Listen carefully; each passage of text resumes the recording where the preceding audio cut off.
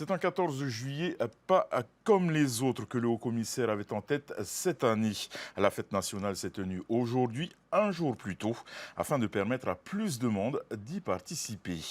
Mais aussi pour marquer une petite pause dimanche avant d'attaquer le sprint final vers les JO. Les précisions d'Esther Cuneo. Exit la réception très sélecte à la résidence du Haut-Saria. Le représentant de l'État a préféré offrir cette année une grande fête avenue Pouvana au Opa.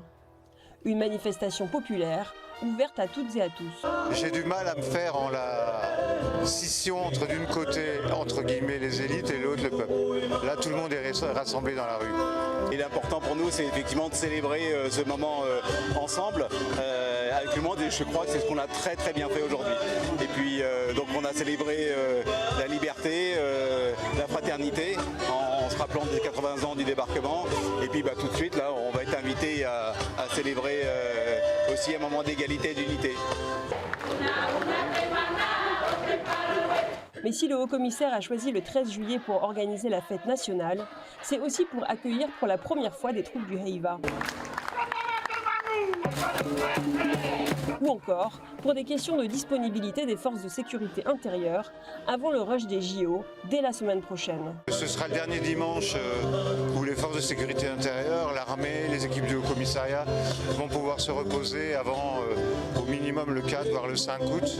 Donc ça permet aussi de souffler un peu. Résultat, l'avenue Pouvana a vu défiler beaucoup plus de monde et d'engins que d'habitude, soit plus de 500 personnes. Cette année, on avait beaucoup de véhicules des pompiers, contrairement aux années précédentes. On devait être à une quarantaine de véhicules, je dirais.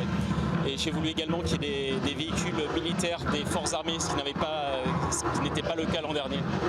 Et on tenait également cette année à ce qu'il y ait un défilé aérien avec trois avions, 3 aéronefs qui sont passés dans le ciel de Papeete tout à l'heure. Dans ces moments-là, la nation se rassemble.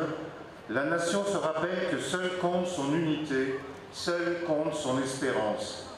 Un message d'unité qui intervient à une semaine du second tour des législatives anticipées, un scrutin sur fond de crise politique qui a totalement éclipsé la fièvre montante des JO. Ici, on a encore le vivre ensemble et la force de la culture maoï fait qu'on peut aussi être un exemple pour la France et même pour le reste du monde.